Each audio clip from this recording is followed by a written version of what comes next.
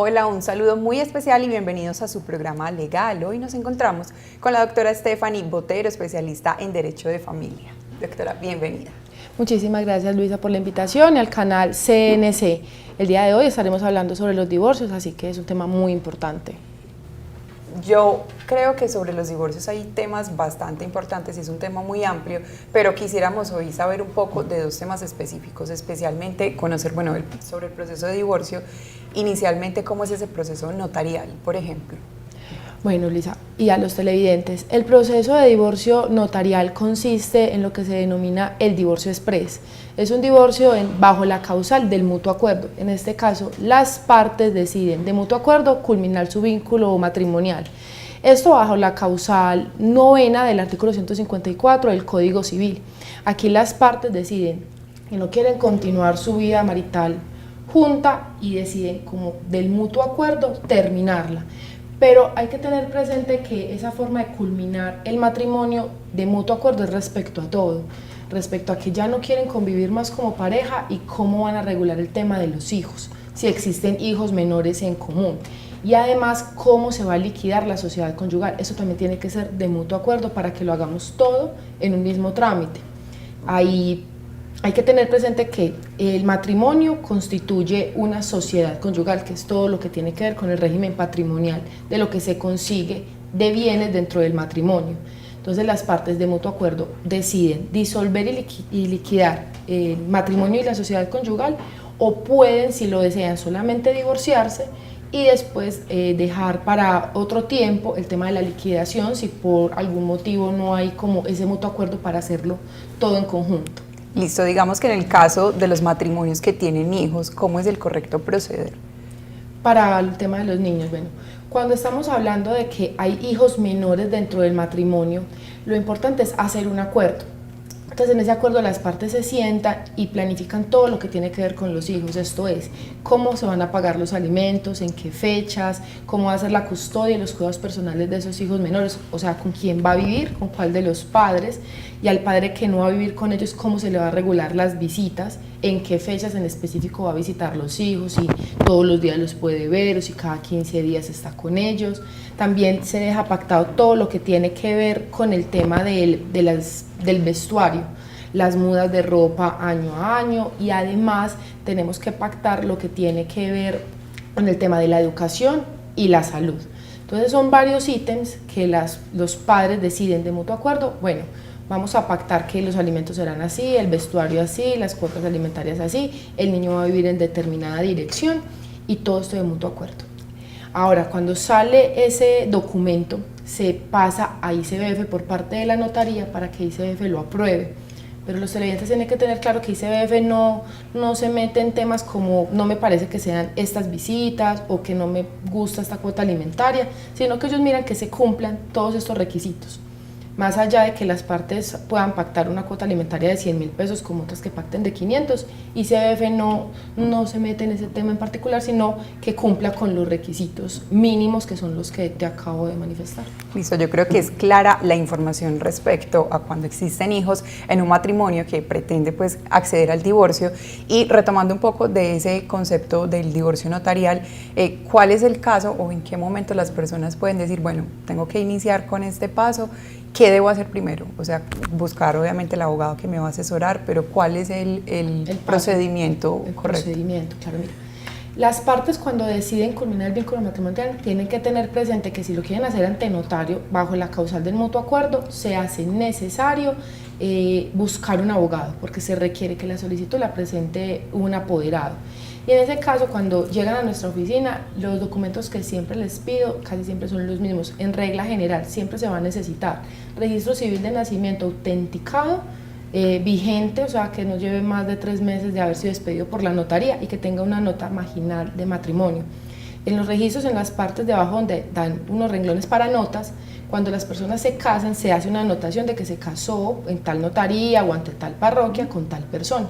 Esa es la nota marginal de matrimonio. Se requiere que esté, porque cuando se da el divorcio y sale la escritura pública de divorcio, se envía para que en la notaría donde uno está registrado de nacimiento hagan también la anotación de que uno ya se divorció.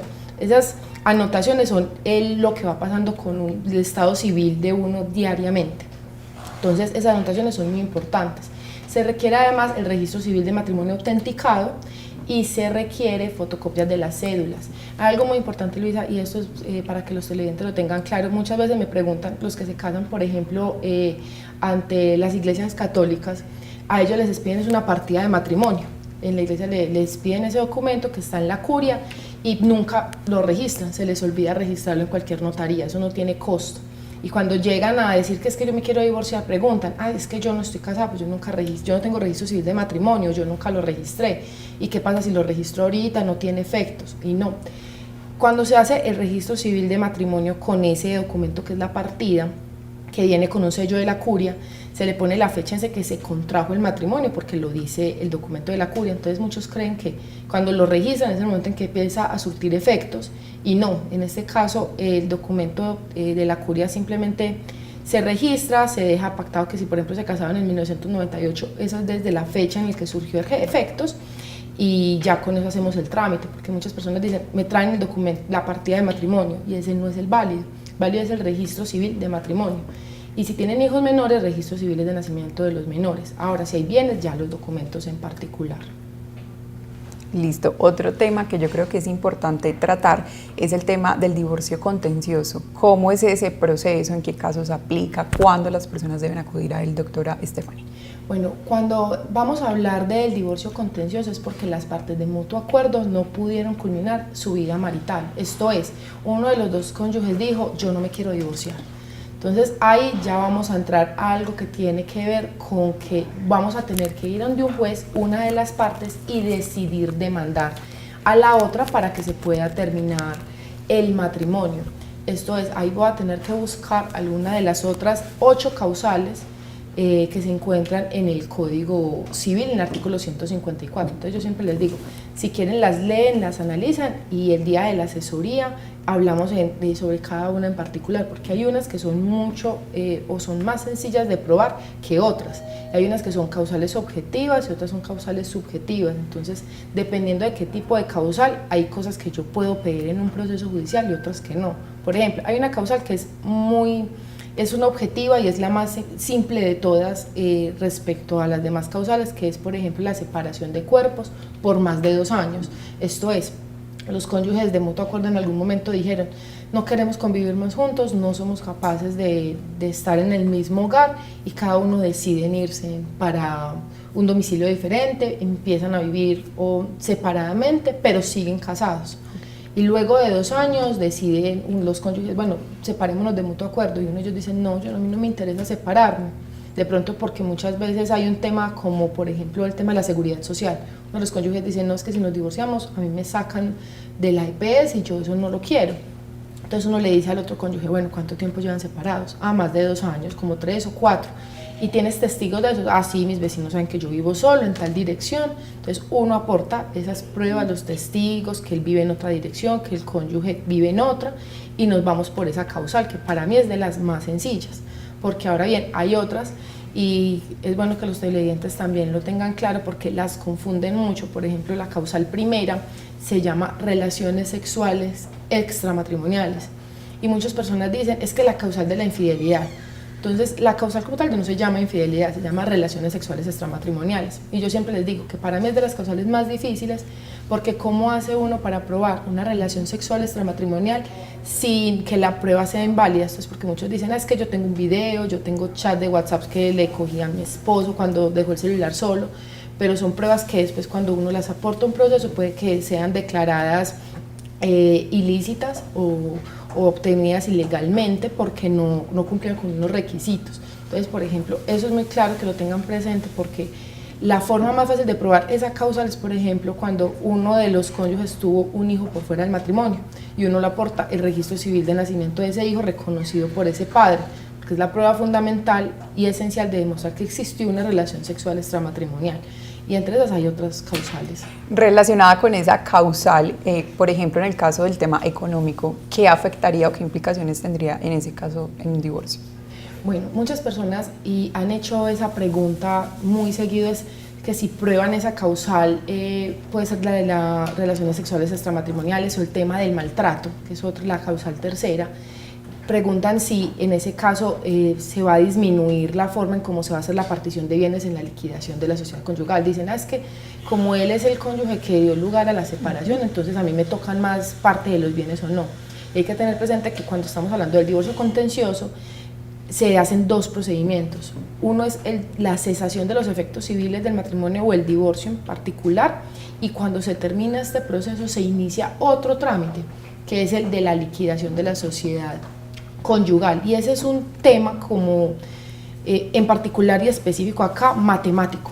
Yo tengo tales bienes, teníamos estas deudas, vamos a empezar a organizar la mitad de las deudas, la mitad de los bienes, y es un tema simplemente matemático. No tiene nada que ver con el primer proceso que se llevó, que es el contencioso del divorcio. Que sí hay acá, que hay, lo que te decía ahorita, que hay causales objetivas y subjetivas. Por ejemplo, la causal octava se considera una causal objetiva. Esto es, no hay un cónyuge culpable o inocente. Pero hay causales donde sí hay un cónyuge culpable de la separación. Por ejemplo, la causal primera, la causal tercera, que la causal tercera es el maltrato. En ese tipo, cuando por ejemplo logramos probar en un proceso que se dio un maltrato por parte del cónyuge porque teníamos documentos de fiscalía por violencia intrafamiliar o porque se habían llevado casos entre comisarías de familia porque existía un maltrato verbal, económico, psicológico, y se logra probar en ese trámite judicial que ese cónyuge maltrataba a su esposa o en lo que es la cónyuge, y este divorcio se llevó, o el proceso como tal se llevó dentro del término de los 2 años en que se sucedió el hecho, porque ese término es muy importante. El juez puede decir, listo, usted es el culpable de la separación por el maltrato, y además la cónyuge era una persona que era una ama de casa, dependía 100% de su cónyuge, y se le puede decir al juez, existe la necesidad por parte de ella de que al señor se le fije una cuota alimentaria para ella. Eso es lo que se le llama alimento sanción. Es para el cónyuge que dio lugar a la separación, le dé una manutención a la cónyuge que no fue por culpa de ella que se culminó el matrimonio. Ahí es donde se podría ver una implicación económica, pero no tiene repercusión las causales del divorcio de cómo se va a liquidar la sociedad conyugal. Eso allá es un tema simplemente matemático. Listo, bueno, ¿y cuál es la recomendación como abogado de aconsejar a las personas, o cuál es el primer paso que deben seguir? ¿Cuál es el tipo de divorcio, pues, o la manera de divorciarse más correcta de acuerdo a su caso? ¿Cómo evaluar? O sea, ¿cómo guiar a esas personas que están pasando por ese proceso? En regla general acá en la oficina, o lo menos que yo procuro realizar, es que se pueda hacer un divorcio de manera hablada, de mutuo acuerdo. Si debemos de acudir a un centro de conciliación de pronto para que las partes se sientan más tranquilas, con un tercero imparcial se haga. Si bien lo que se hace ahí es un acuerdo que luego se plasma en una escritura pública, porque esa acta de conciliación no es la que me divorcia, sino la escritura pública como tal, se pueden buscar fórmulas de arreglo, llegar a charlas. Si por ejemplo no hay un acuerdo respecto a la liquidación, uno les dice, bueno, si se quieren divorciar pero no tienen claro cómo liquidarse, entonces venga, hagamos solamente el divorcio, el tema de los hijos si los hay, y ya con esa escritura pública de divorcio como tal, pueden acudir ante un juez para que se haga la liquidación de la sociedad conyugal a través de la forma judicial, o si se puede hacer todo junto, sería maravilloso, porque es un trámite que por lo general suele ser muy corto. Un trámite ante notario de mutuo acuerdo con hijos menores se puede demorar aproximadamente 1 mes a mes y medio, mientras que va a ICBF, o si no hay hijos se puede demorar 1 semana y media. En cambio, un proceso judicial, además de todas las implicaciones emocionales que puede generar una disputa legal, ir a una audiencia, controvertirse en un interrogatorio, en los testigos, es un proceso que es más costoso, es más desgastante, y además, como está ahorita el tema judicial, no sale una sentencia judicial en menos de 1 año. Entonces, si nos vamos a los beneficios que puede generar un proceso que se haga ante notario, es mucho más efectivo. Ahora bien, hay personas que en definitiva no quieren divorciarse, o dicen que tienen la causal, tienen las pruebas, que necesitan los alimentos. Entonces uno dice, bueno, entendiendo el caso en particular, se tendría que hacer el tema judicial. Listo, ¿alguna recomendación adicional para los televidentes que tienen dudas respecto al divorcio? En ese caso, yo les recomiendo que puedan leer las causales que están en el artículo 154 del Código Civil para que vean cuál es la que mejor se acomoda para el caso en particular. ver si es necesario iniciar un trámite o ver si se tiene que ir a una comisaría de familia para arreglar las controversias que hayan. En el caso de que vean que necesiten un tema, por ejemplo, se puede dar muchas veces que no hay un acuerdo respecto a los hijos. Muchas veces me da acá que cuando hay hijos menores, como te decía anteriormente, sí o sí se tiene que llegar a un acuerdo respecto a los hijos, muchas veces no lo hay. Los padres dicen es que yo quiero que viva conmigo el hijo y el otro dice lo mismo, y si no se llega a ese acuerdo, indiscutiblemente yo no puedo celebrar el proceso, hacerlo ante escritura pública ante un notario, sino que ahí sí tenemos que acudir ante un juez, porque cuando hay hijos menores ante juez también se va a regular todo el tema de la custodia, los cuidados personales, las visitas. Entonces uno les dice, bueno, entonces en esos momentos no está claro, o sea, se quieren divorciar, quieren liquidar la sociedad conyugal, pero no hay claro el tema de los hijos. Bueno, entonces acudan ante un centro de conciliación o ante una comisaría de familia, regulan el tema de los alimentos, esa acta que sale del centro de conciliación la plasmamos idéntica en el documento de la solicitud ante notario. O si indiscutiblemente no hay forma de llegar a un acuerdo con respecto a los hijos, se tiene que ir a un proceso judicial para que sea un juez quien tome las decisiones de con quién se va a quedar los hijos, cómo se va a pagar la cuota alimentaria, porque los padres no pudieron llegar a un acuerdo para poderse divorciar ante un notario. El proceso entonces de personas que no tengan hijos vendría siendo mucho más sencillo que las personas que lo tienen.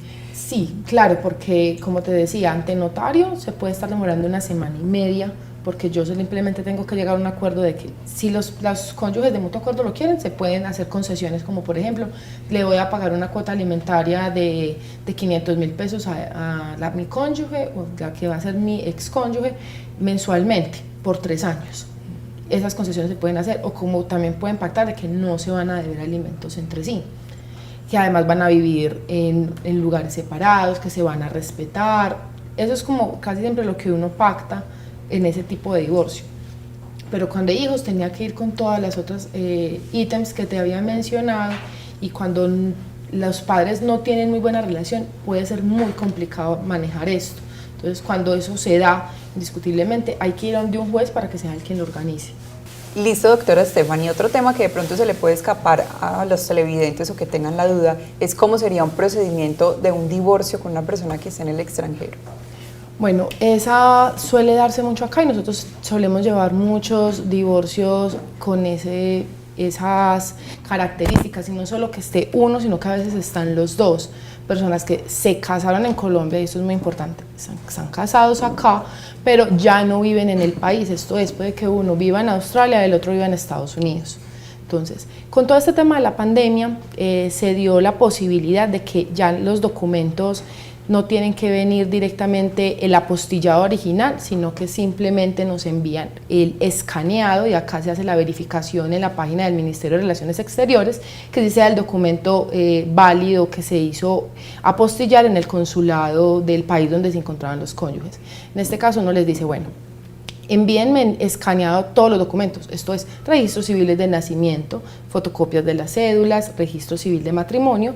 Yo elaboro un acuerdo poder y se los envío por correo electrónico a las personas que están por fuera del país. Ellos en su país de origen o donde se encuentran lo imprimen y van a un consulado a hacerlo apostillar, que es todo documento que viene del extranjero tiene que venir apostillado. Si por ejemplo uno de ellos es nacional extranjero, esto es una persona que sea de los Estados Unidos, me debe de enviar tanto apostillado el acuerdo poder como me tiene que enviar el registro civil de nacimiento apostillado. Si es en un idioma que no es el español, se deberá hacer la traducción acá en el país. Acá en el país hay personas que están avaladas por el Ministerio de Relaciones Exteriores y que pueden hacer traducciones de documentos oficiales y también de la apostilla.